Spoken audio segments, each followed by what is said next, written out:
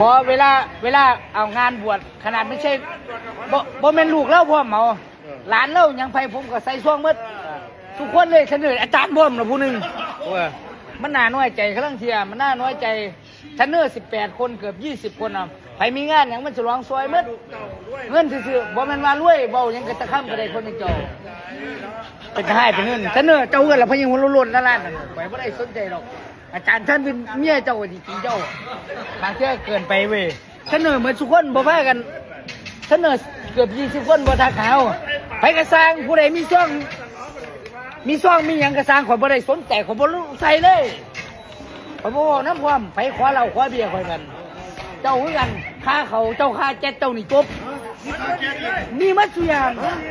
ไปกินเขานะมึงสิขวาทีละ1,000 2,000คุณบอกมาเว้ยพอเท่าเยสมมาฝากคุณเพื่อนให้คอยเพิ่งเอาคอยให้คนอื่นกินเลยคอยไปเจ้ากินบ่ไปหัวโลนไปหัวล้านโต้คุณ